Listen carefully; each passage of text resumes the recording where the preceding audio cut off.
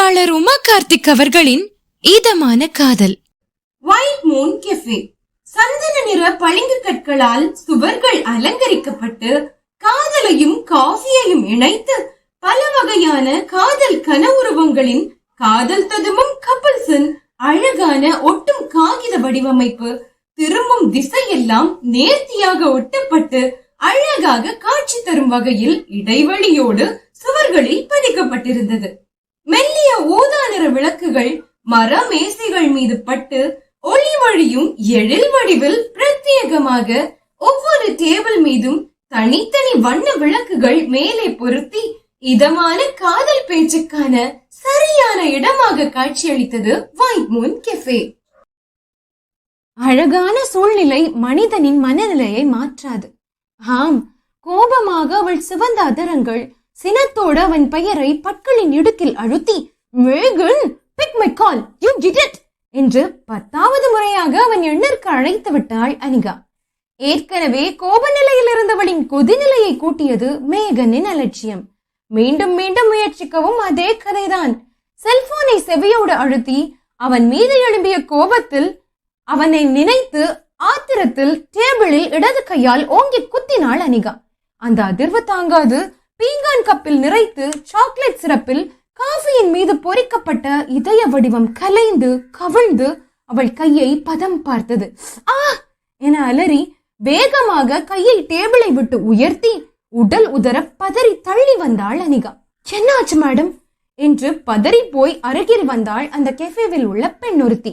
வேகமாக வந்து அங்கு டேபிளில் வழிந்தோடிய சூடான காஃபியை டிஷ்யூ பேப்பர் கொண்டு சுத்தம் செய்து சில நொடியில் பழைய நிலைக்கு மாற்றிவிட்டு மேடம் வேற காஃபி என பவ்யமாக கேட்ட பெண்ணை முறைத்தாள் அனிகா. நோ நீட், எல்லாம் அவ்வளனால. ஹே யூ, இவ்வளவு லோ குவாலிட்டி பர்னிச்சர்ஸ் தான் உங்க கெஃபேல யூஸ் பண்ணுவீங்களா? கிடைத்த அப்பாவியிடம் கத்தத் தொடங்கினாள் அனிகா. அவன் மீதுள்ள கோபம் இந்த பக்கம் பாய அந்த பெண் தலை கூட நிமிர்த்தவில்லை. சாரி மேடம் என்று அதே இடத்தில் நிற்பவளை இலக்காரமாக எடை போடும் வெளியோடு இமை சுருக்கி கசங்கிய காட்டன் ஆடையையும் அவள் நிறத்தையும் ஏற இறங்க பார்த்து ஏளனமாக நகைத்து முகத்தை சுழித்து தன் ஒற்றை விரலசைத்து தள்ளி விரட்டினாள் அனிகா அந்த பெண்ணை போகச் சொல்லி.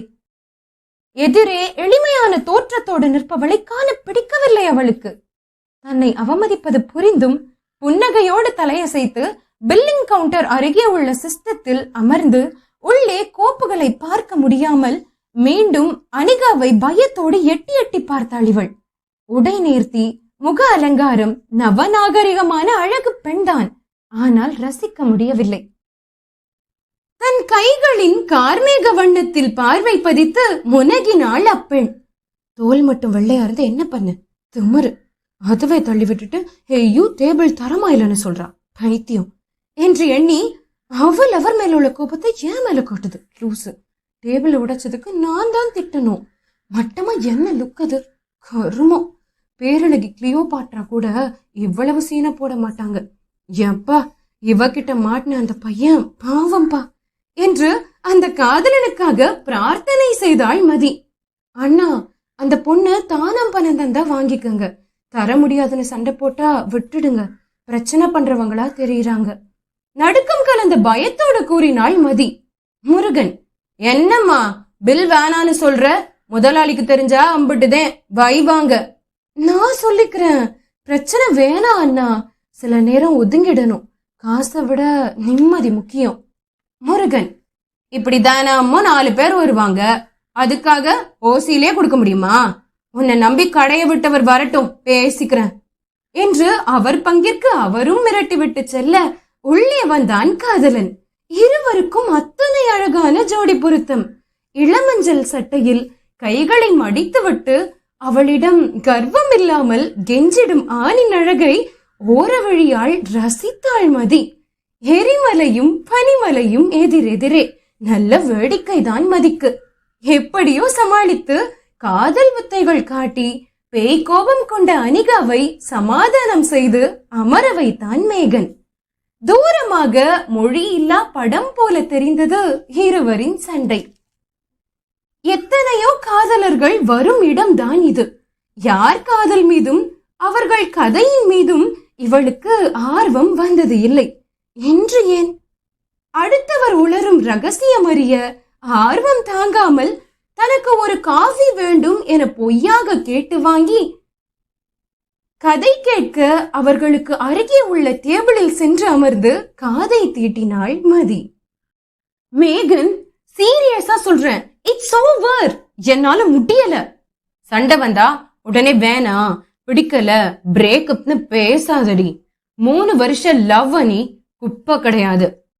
நிஜத்துக்கு ஒத்து வராத உறவை ஒட்ட வச்சு என்ன ஆக போகுது?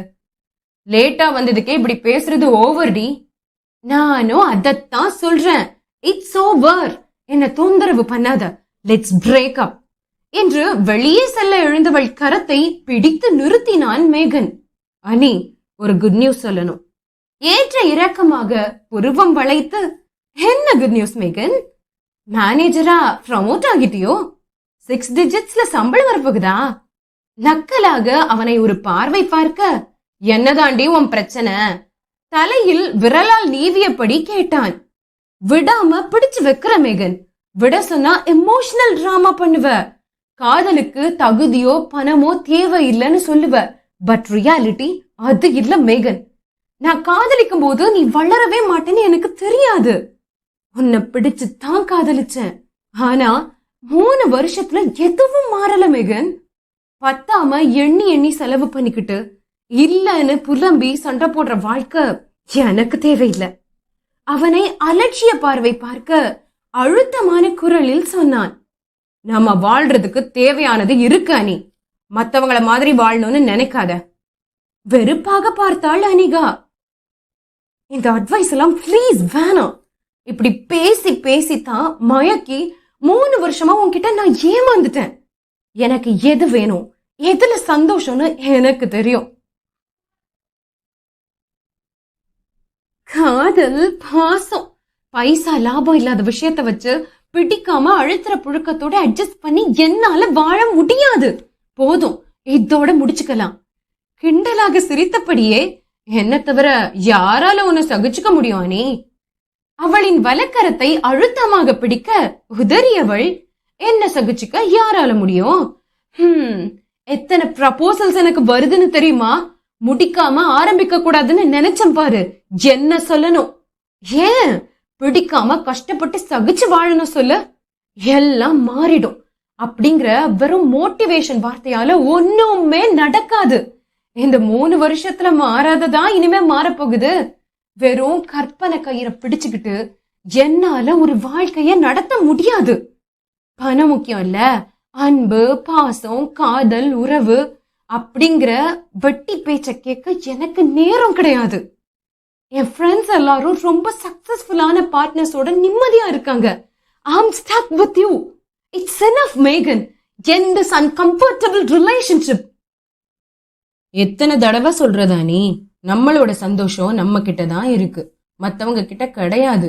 தேவையில்லாம வார்த்தையை விடாத. நான் ஒன்னும் ஃபெயிலியர் கிடையாது. விரும்பித்தான் லவ் பண்ணோம். உன்னை காதலிக்க சொல்லி நான் ஒன்னும் கட்டாயப்படுத்தல. நீ ரொம்ப மாறிட்டா நீ. நமக்காக யோசிக்காம மத்தவங்களுக்கு நம்மள ரிச்சா காட்டிக்கணும்னு யோசிக்க ஆரம்பிச்சிட்ட. அந்த மாதிரி போலி ஆடம்பரத்தை என்னால ஆஃபர் பண்ண முடியாது. எனக்கு பிடிச்ச வாழ்க்கை எனக்காக காத்திருக்கு. வழிவிடு மேகன். அப்போ என்ன பிரேக்கப் பண்ணிட்டு கியூல நிக்கிறவங்கள அக்செப்ட் பண்ண போற என்று சிரிப்பவனை கண்டு எரிச்சல் கொண்டு கத்தினாள் அனிகா. ப்ரப்போசலை அக்செப்ட் பண்ணிட்டு தான் உன்னை பிரேக்கப் பண்ற மேகன் என்றதும் துளி கூட மாறாத புன்னகையோடு காதலன் நம்பிக்கையோடு அவளை பார்க்க, விளையாட்டுக்கு சொல்லல மேகன். தனது மொபைலை எடுத்து நெருக்கமாக ஒரு ஆணுடன் இருக்கும் புகைப்படத்தை காட்டினாள் அனிகா. அதுவரை அவள் கையை உரிமையாக பற்றி இருந்தவன் சட்டென எழுந்து அவள் முகம் பார்க்காது திரும்பி விலகி நின்று கொண்டான். எமோஷனல் டிராமா வேணா. நீ சொல்ற எந்த வார்த்தையும் ஏன் முடிவை மாத்தாது. I'm engaged with him. நான் ஆசைப்படுற வாழ்க்கைய அவனால தர முடியும். துரோகம் பண்ணிட்டே அனின்னு புலம்பி சண்டை போடாம பிரச்சனை இல்லாம முடிச்சுக்கலாம். லெட்ஸ் பிரேக் அப் என ஏதேதோ அவள் சொல்வது இவன் காதில் விழவே இல்லை. உடைந்து போய் பக்கத்து டேபிளில் இருக்கும் மதிமுகம் பார்த்தவாறு நின்றான் மேகன். அவன் வேதனை தாங்கிய முகம் சம்பந்தமே இல்லாமல் வேடிக்கை பார்க்க வந்து அமர்ந்தவளை ஏதோ செய்தது. கனத்த கார்மேகத்தை மழை பெய்ய போகும் தருணம் காற்று வந்து கலைப்பது போல அவன் விழிகள் வலிகளை மழையாக பொழியும் முன் இமைகளை அடித்து அடித்து நிரம்பிய கண்ணீரை உள்ளிழுத்து காதலிக்கு தெரியாமல் மறைத்தது மேகனின் விழிகள். எத்தனையோ முறை நீ வேண்டாம் என்று அனிகா சண்டையிட்டு இருக்கிறாள். அப்போதெல்லாம் எப்படியோ பேசி சரி கட்டி விடுவான் மேகன். ஆனால் இன்று வார்த்தைகள் வராமல் நெஞ்சை அடைத்தது. பூமியின் மொத்த எடை வந்து நெஞ்சில் மோதுவது போல் தாங்க முடியாத பாரம் உணர்ந்தான் மனதில்.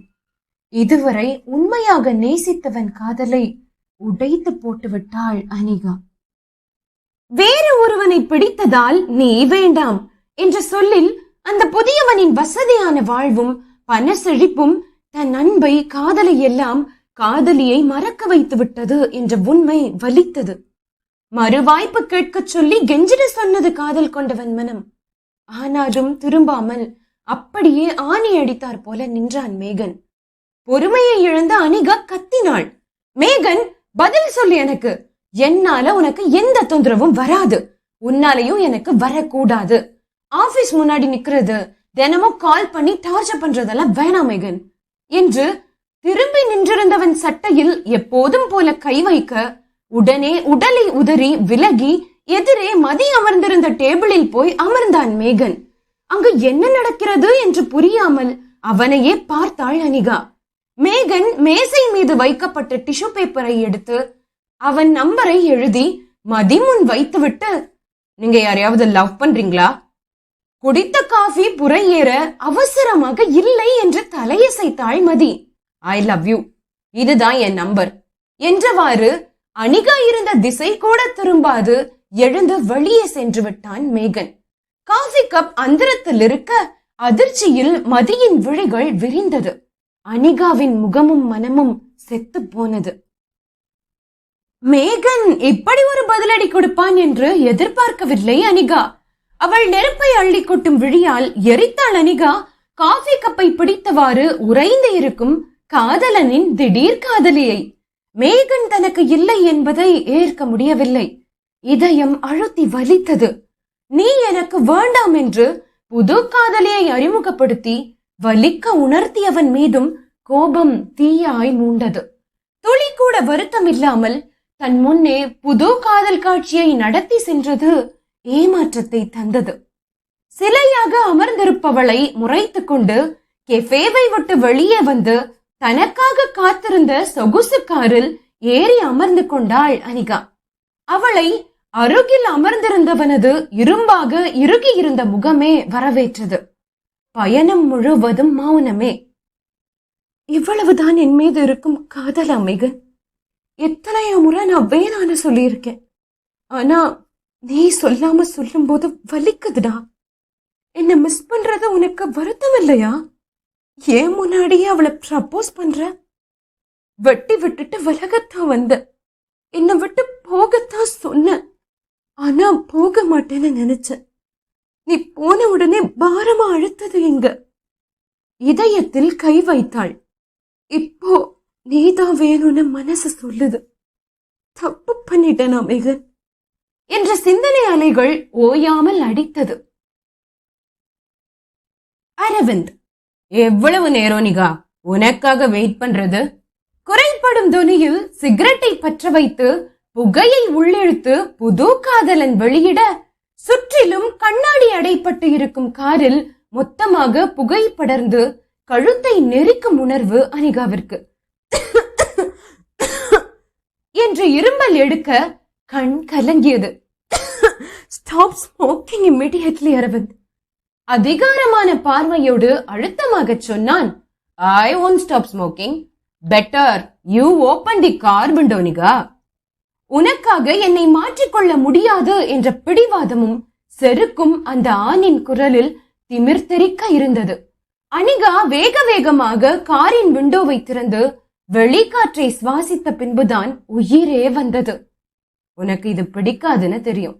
நான் சிகரெட்டை தொடவே மாட்டேன் அனிமா என்று பேசிய நேசம் கொண்டு நெஞ்சில் தாங்கியவனின் சிரித்த முகம் கண்முன்னால் வர வான்மேகத்தை அண்ணார்ந்து பார்த்தவளுக்கு கண்ணீர் வந்தது. காஃபி, காதல் எல்லாம் முடிந்து விட்டது. செயற்கை மழையாய் பொய்யான காதல். அவன் நிலை புரிந்ததால் அவன் போன பின்பு சிரிப்புதான் வந்தது அவளுக்கு. கெத்து காட்டுறதுக்கு நான் தான் கிடைச்சனா? டிஷ்யூ பேப்பரில் எழுதியிருந்த நம்பரை கண்களால் வருடினாள் மதி. யாருடா நீ? அவன் கேட்டது போலவே, யாரையாவது லவ் பண்றீங்களா? அவளே அவளை கேட்டு அவன் முன் தலையசைத்தது போல தலையசைத்தாள். ஐ லவ் யூ, இதுதான் என் நம்பர் அப்படின்னு சொல்லிட்டு மின்னல் மாதிரி போயிட்டான். காதலிச்சுதான் எல்லாரும் புலம்புவாங்க, காதல சொல்லி என்ன புலம்ப வச்சுட்டான். மெல்லிய சிரிப்போடு அந்த டிஷ்யூ பேப்பரை பத்திரப்படுத்தி விட்டு தலையில் கையால் முட்டி, வேலைய பாருங்க மதி, உங்க கதையில லவ் சீன் எல்லாம் 5 நிமிஷம் தான். பெருமூச்சு எழுந்தது. அந்த பொண்ணு கிட்ட அவன் கெஞ்சிருந்தா எனக்கே கோபம் வந்திருக்கும். வலியையும் கண்ணீரையும் அடக்கி சண்டை போடாம திட்டி பேசாம உடனே நான் லவ் பண்றேன்னு சொல்லி வச்சாம் பாரு ட்விஸ்ட். சம கெத்துடா நீ. அந்த திமிர பிடிச்சவகிட்ட கெஞ்சுவேன்னு எதிர்பார்த்த அந்த பொண்ணுக்கு சரியான பதிலடி. முத நமக்கு வர்ற ப்ரப்போசல் கூட பொய்யா கனவு மாதிரி இருந்தா கஷ்டமா தான் இருக்கு. பில்லிங் வேலையை தொடர நினைத்தும் முடியவில்லை. ஏதோ ஒன்று உந்தி தள்ளியது. அவன் எங்கே சென்றான் என்ற பதட்டம் உண்டானது. இதய துடிப்பு அதிகரித்தது. ஏதோ ஒரு உணர்வு மதியை எச்சரிக்கை செய்தது. உடனடியாக கெஃபேவில் உள்ள சிசிடிவி கேமராக்களை ஆராய்ந்தாள் மதி. அந்த பெண் ரோட்டை கடந்து காரில் ஏறுவதற்கான வீடியோ காட்சிகள் இருந்ததே தவிர இவன் சென்றதற்கான ஒரு காட்சிகளும் இல்லை. நொடி தாமதிக்காமல் பார்க்கிங் நோக்கி ஓடினாள் காதல் சொன்னவனை தேடி. கார் இருசக்கர வாகனம் நிறுத்துவதற்கான தரிப்பிடம் நோக்கி ஓடியவள் மூச்சு வாங்க அவனை பார்த்து அப்படியே அதிர்ச்சியில் அசையாமல் நின்றாள். ஒரு ஆணின் உடைந்த பக்கத்தை முதல் முறையாக பார்க்கிறாள். கண்ணீர் கோடுகள் கன்னத்தில் நிற்காமல் வழிய அப்படியே தரையில் ஒடுங்கி உட்கார்ந்திருக்கும் அடிப்பட்ட பிள்ளையின் தேம்பல் போல் அவன் அழுகை. ஆண்களின் வலியும் கண்ணீரும் யாருக்கும் தெரியாமல் மறைக்கப்பட்டு புதைக்கப்பட்டு விடும் என்ற வாசகம் உண்மை என்பதை கண்ணெதிரே கண்டாள் மதி. வலிகளுக்கு பாலினங்கள் கிடையாது. ஆண் என்றாலும் காதல் உடைந்தால் வலிக்கும். காதலில் ஏற்படும் பிரச்சனைகளில் குணத்தால் சண்டைகளால் நிகழும் பிரிவுகள் வேறு. வெறும் பணத்தால் வசதியான வாழ்வு தர முடியாது என்ற இயலாமையால் ஒரு காதல் தோல்வியடைந்தால், நீ இல்லாதவன் என்பதால் நான் இருப்பவனிடம் செல்வேன் என்று சொன்னால் அந்த அவமானம் அப்படி வலிக்கும் ஒரு ஆணுக்கு. நடப்பதையெல்லாம் தாங்க முடியாமல் துடித்தான் மேகன். அவள் போன சோகம் ஒரு புறம் என்றால் 3 வருடமாக இப்படி ஒருத்தியை காதலித்த சுயகோபம் அவனை மிருக நிலைக்கு மாற்றியது. எழ முடியாமல் நிலை தடுமாறி எழுந்தவன் அவனது பைக்கை ஸ்டார்ட் செய்தான். எங்கே போவது?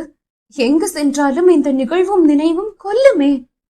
உயிர்ப்பித்து நிற்கும் வாகனத்தின் ஆக்சிலேட்டரை வேகமாக திருகி அதன் மீது தன் கோபத்தை காட்டினான். பைக்கில் சைட் மிரரில் ஒப்புக்காக காதல் சொன்ன அந்த பெண் வருவது தெரிய ஆக்சிலேட்டரை திருகுவதிலிருந்து கையை எடுத்தான். வியர்த்து வழிந்த முகத்தோடு மூச்சிறைக்க பேசினாள். எங்கதான் இருக்கீங்களா?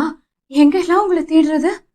கீழே கிடந்த அவனது தலைக்கவசத்தை எடுத்து அவன் கையில் தர கையை மட்டும் நீட்டி வாங்கி கொண்டு தலை குனிந்து வண்டியில் அமர்ந்திருந்தான் மேகன்.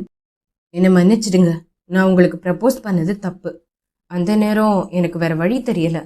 கெத்து காட்டுறதுக்காக உங்களை நான் ப்ரப்போஸ் பண்ணல, அவகிட்ட போய் கெஞ்சிடுவேன் அப்படிங்கிற பயம். அதனால தாங்க நான் அந்த இடத்துல நிக்க கூட இல்லை.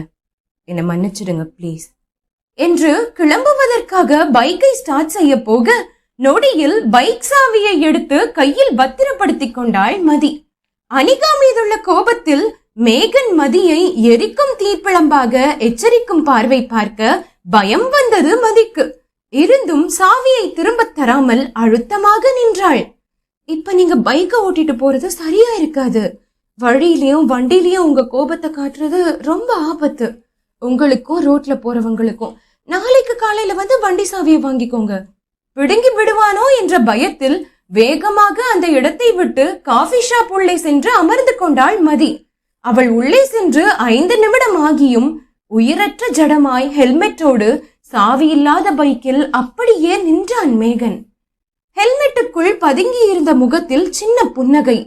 அவளின் முகவரி இல்லாத அக்கறை, சற்று முன் நிகழ்ந்த நிகழ்வால் பெண்களை வெறுத்தவன் கண்களின் மாயத்திரைகளை கிழித்து ஆச்சரியத்தை விதைத்துவிட்டு சென்றாள் பெயர் தெரியாத அன்பானவள்.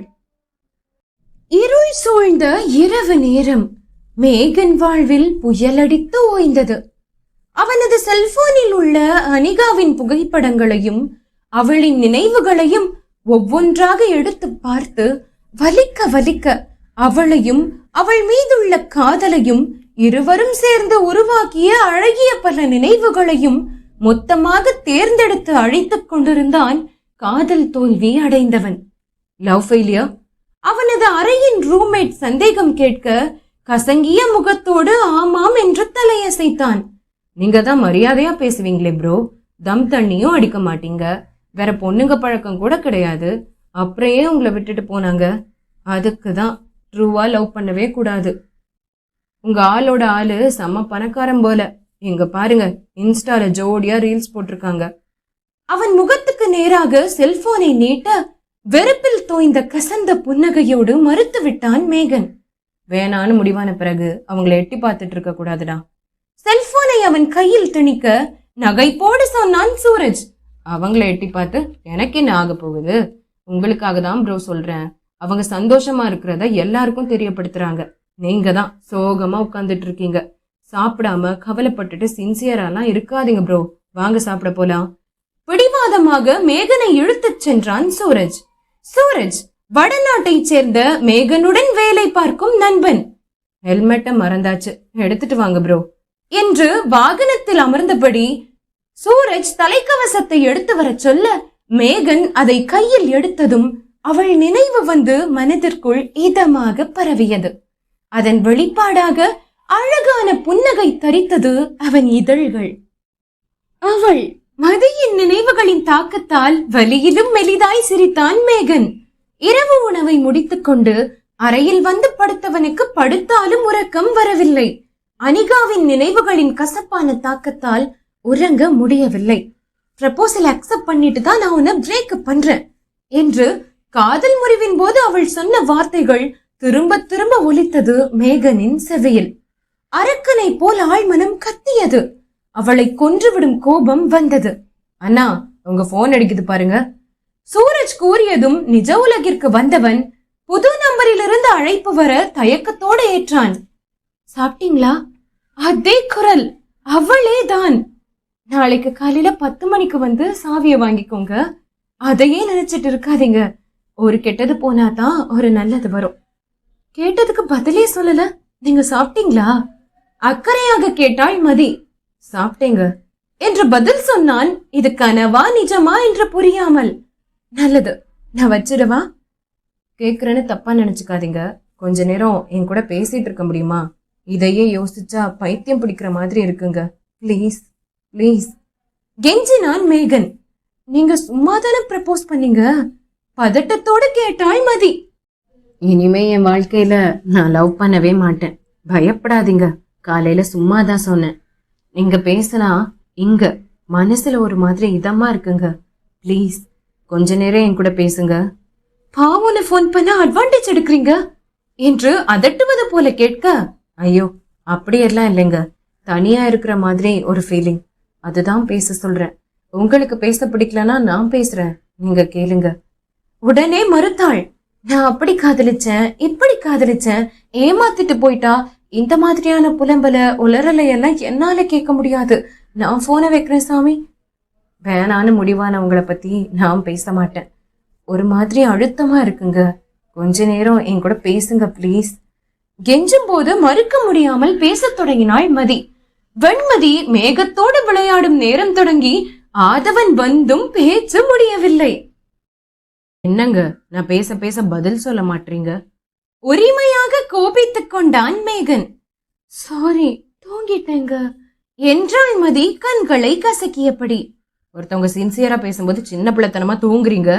மேகன் மனசாட்சியே இல்லாமல் கோபப்பட, நேத்து ஆரம்பிச்சீங்க, இன்னைக்கு விடிஞ்சிடுச்சு, நான் வேலைக்கு போகணும், போனை தயவு செஞ்சு வைக்கிறீங்களா என கெஞ்சினாள்.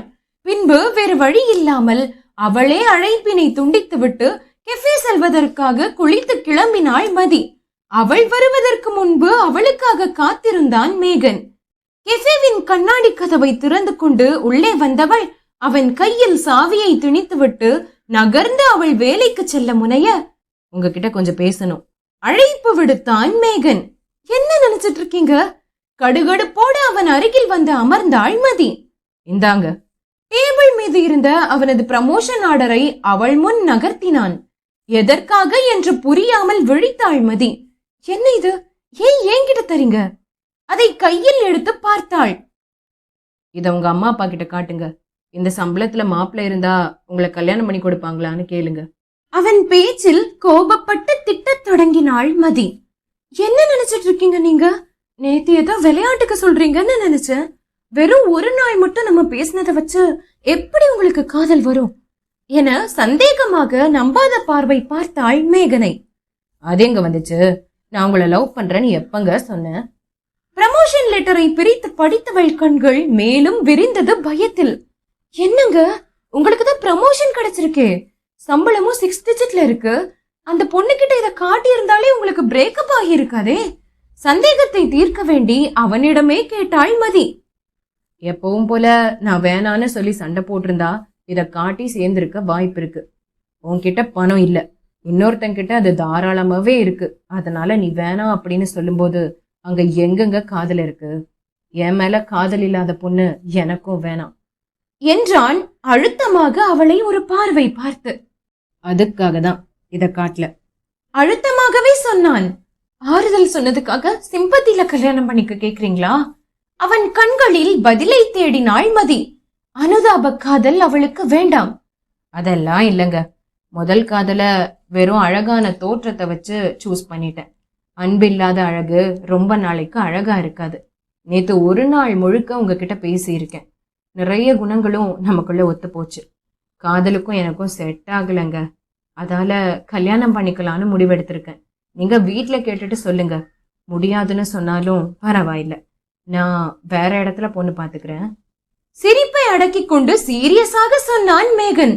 சில உணர்வுகளுக்கு மொழிபெயர்ப்பு தேவையில்லை. காதலும் அப்படித்தான். ஏன், எதற்கு, எப்படி உருவானது என்ற காரணம் புரியாமல் வரும் நேசம் காதல். இரு உள்ளத்தை காந்தமாக இழுக்கும் அழகியல் காதல். இந்த பதிலை கேட்டு அவள் முகம்தான் சுருங்கி போனது. உங்க பேர் என்ன? கவலையாக கேட்டாள் மதி. அவள் முகமாற்றம் கண்டு வான் வான் என முழு பெயரை சொல்ல திணறினான் மேகன். என்ன வான் வான்? வானவராயரோ? புருவத்தை வில்லாக வளைத்து உயர்த்தி மதி சிரிக்க அமைதியாக காதல் ஆயுதம் வீசினான் வார்த்தையில். ஆமா வைத்தீஸ்வரி என்றதும் மூச்சு வரவில்லை அவளுக்கு. பக்கத்து கடையில் உள்ள ரேடியோ எஃப்எம்மில் எஜமான் திரைப்பட பாடல் சூழ்நிலைக்கு ஏற்ப செவியில் ஒலித்தது. ஒரு நாளும் உனை மறவாத இனிதான வரம் வேண்டும், உறவாலும் உடல் உயிராலும் பிரியாத வரம் வேண்டும், விழியோடு இமை போலே விலகாத நிலை வேண்டும். பாடலில் உருகி கரைந்தாள் வானின் மதி. என்னாச்சுங்க, அப்படியே ஃப்ரீஸ் ஆகி நின்னுட்டீங்க? என் பேரு வான் மேகன். உங்க பேர் என்ன? அவன் கேட்டதும் நினைவிற்கு வந்தவள் சுதாரித்து கடையின் பெயரை கை காட்டினாள். ஓ, உங்க பேரு வாய்ட்முனா? சந்தேகமாக கேட்டு முகம் சுழித்தான். ஹலோ, என் பேரு வன்மதி. முகம் வெட்டி திரும்பி நின்றாள் மதி. அப்ப இந்த கெஃபே உங்களோடதா? அதிர்ச்சியில் மேகன் கேட்க, ஆமா, நீங்க என்ன நினைச்சீங்க? பில் போடுற பொண்ணுன்னு நினைச்சேங்க. முகம் வாடியது ஏமாற்றத்தில். அனிகா வசதியான வீட்டு பெண் இல்லை. அவளே வசதியை காட்டி விலகிய போது இவள் கெஃபேவை விழிகளால் வட்டமடித்தான் மேகன். நினைப்பீங்க என்றவாறு அவன் முகமாற்றத்தை படித்தவள் வேண்டுமென்றே பொய் சொன்னாள். பெரிய கடையை பார்த்து பெரிய இடம்னு தப்பா நினைக்காதீங்க. எல்லாம் இஎம்ஐ கடன்ல வாங்கி கட்டியதுதான். இன்னும் 20 வருஷத்துக்கு கடன் இருக்கு. அடுத்தது மேகன், உங்களோட முன்னாள் காதலி கிட்ட உங்களை நிரூபிக்கிறதுக்காக என்ன பலியாக சொல்றீங்களா? அவங்க கிட்ட உங்களுக்கும் ஆள் இருக்குன்னு கெத்து காட்டினதுக்கு மறுநாளே என்ன கல்யாணம் பண்ணிக்க ப்ரப்போசல் எடுத்துட்டு வரீங்க. ஒரு நாள் பேசுறத வச்சு ஒருத்தவங்களை எப்படி நீங்க கல்யாணம் பண்ணிக்க முடியும்? மனதில் பட்டதை உடனே கேட்டு விட்டாள்.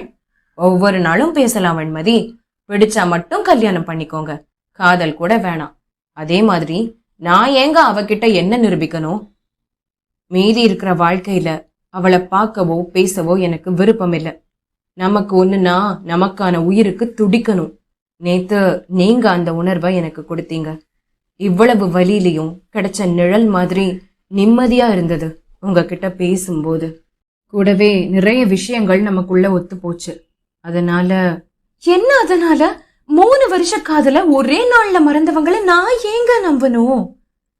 என் மேல எந்த தப்பும் இல்லை, அது உங்களுக்கு நல்லாவே தெரியும். இந்த காதலால உருவான காயங்கள் இன்னும் ஆறாம அப்படியே தான் இருக்கு. ஆனா அந்த பொண்ணு மேல காதல் இல்ல. ரொம்ப நாள் பேசி பழகணும் அப்படியெல்லாம் இல்லைங்க. நமக்காக யோசிக்கவும் கவலைப்படவும் உண்மையான ஒரு உயிர் கிடைச்சிட்டா மனசு முழுக்க இதமான தயங்கி மேலே சொல்லாமல் தடுமாற, காவா என்ன கஸ்டமர் வந்துட்டாங்க, நான் போறேன் என்று விட்டு சென்றாள் மதி. என்ன சொல்ல வரேன்னு முழுசா கேட்டுட்டு போங்க மதி. திரும்பி வந்து கைகளை குறுக்கே கட்டிக்கொண்டு அவனை முறைத்தாள். உங்களுக்கு ஒரு கோட் தெரியுமா மேகன்? கஸ்டமர்ஸ் கடவுளுக்கு சமம். அவங்கள காக்க வச்சுட்டு உங்ககிட்ட வெட்டி பேச்சு பேச முடியுமா? இவ்வளவு நேரம் மொக்க போட்டதுக்கு பதிலா நான் சொன்னதையாவது நீங்க கேட்டிருக்கலாம்.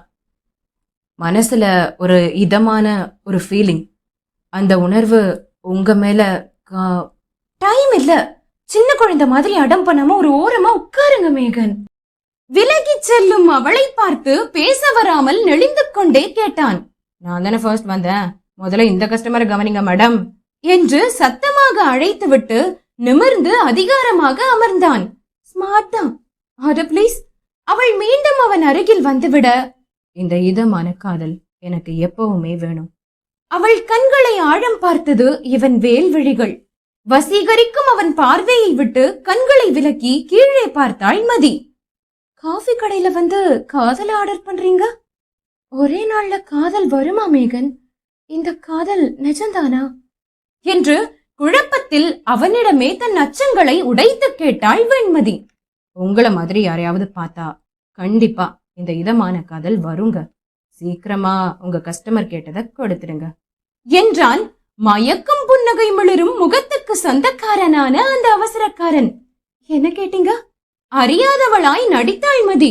உங்களைத்தான், கொடுத்துடுங்க என்றான் அழுத்தமாக. வேலை இருக்கு மேகன், போகணும். இருவரையும் குறுகுறுக்கும் வேலையாட்களை மனதில் கொண்டு அந்த இடத்தை விட்டு நாணத்தோடு நகர்ந்தாள் வெண்மதி. வெண்மதியை தனக்குள்ளே ஒளித்துக் கொள்ளும் வான்மேகமாய் தன்னவளை விழிகளில் எடுத்து இதமாக இதயத்தில் பதித்து காதல் விதைத்தான் வெண்மதியின் வான்மேகன். அன்பின் திரை பூட்டிய கண்களில் காதல் என்றுமே குறையாது. புறத்தோற்றங்கள் கடந்த அகம் கண்ட கண்களில் நேசம் நிறைத்து காணும் காட்சிகள் அத்தனையும் அழகு. அந்த அழகான உணர்வை கொடுப்பதுதான் காதல். அழகான முகத்தை விட இதமான உணர்வை யார் கொடுக்கிறார்களோ அவர்கள் மீது தானாக உருவாகிவிடும் இந்த இதமான காதல். சுகமாக தவிப்பதும் இணையாமல் துடிப்பதும் எப்போதும் நினைப்பதும் கனவில் மிதப்பதும் கண்ட பின் உடைவதும் கெஞ்சிக் கிறங்குவதும் பேச்சில் மயங்குவதும் உன்னோடு நான் உணர்வுகளால் ஒன்றி விலகாத உயிராக கலப்பதும் இதமான காதல். என்ன டியர்ஸ், கதை பிடிச்சிருந்ததா? இவ்வளவு நேரமும் கதையை கேட்டு ஆதரவு கொடுத்த உங்கள் அனைவருக்கும் மிக்க மிக்க நன்றிகள். இந்த கதையை பற்றிய எனது வாசிப்பை குறித்த உங்களது கருத்துக்களை மறக்காம கமெண்ட்ஸ்ல பகிர்ந்து கொள்ளுங்க. இதே போல இன்னும் நிறைய கவிதைகளையும் கதைகளையும் கேட்க மறக்காம உமா கார்த்திக் தமிழ் ஆடியோ நாவல்ஸ் கவிதைகள் சேனலை சப்ஸ்கிரைப் பண்ணி வச்சுக்கோங்க. வேறொரு கதையில் உங்களை சந்திக்கும் வரை உங்களிடமிருந்து விடைபெறும் நாங்கள் எழுத்தாளர் உமா கார்த்திக் மற்றும் RJ ஹேமஸ்ரீ.